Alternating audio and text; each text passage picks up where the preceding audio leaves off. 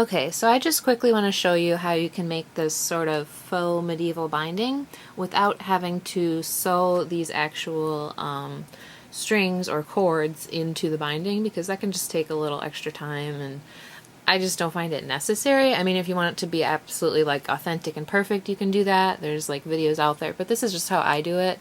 It's kind of just a simplified version that makes life a little bit easier. So this is what the actual inside cover of one of these books looks like. So this is like the front cover and this is the back cover, and it's open right now.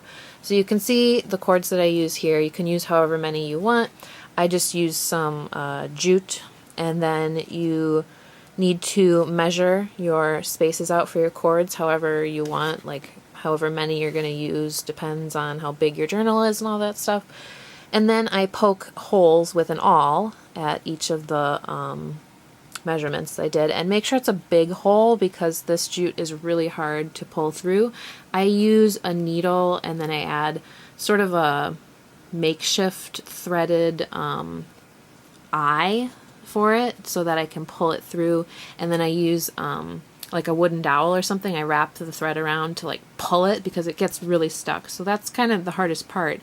But then you just, I use my awl, or if you have like a metal brush or something, you just fray out the ends that are on the inside here and you glue them down. So they're as flat as you possibly can get them, because the inside of the cover you don't want it to be all bumpy. So the next thing you want to do after you have those pulled through, and you can glue down one side, but don't glue down the other side until you have this measurement in here.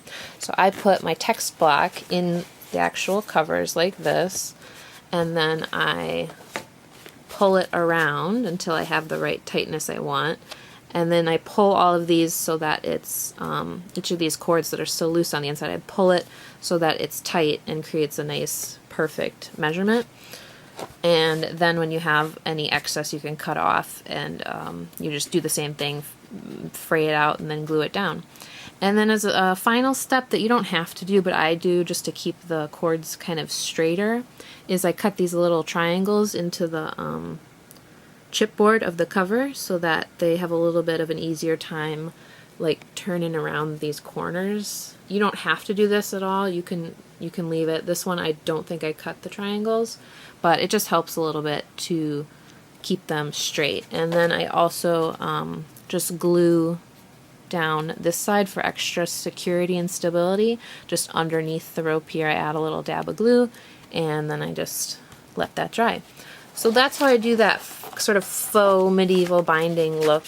I have these pretty gold end papers. Aren't they gorgeous? But they're kind of curly. And then when you cover it with leather, it will look pretty much just like that.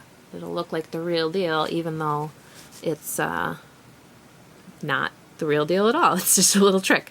So I hope that helps you if you're trying to make your own books, or if you just want a little bit of a shortcut on how to do that. So take care and stay passionate.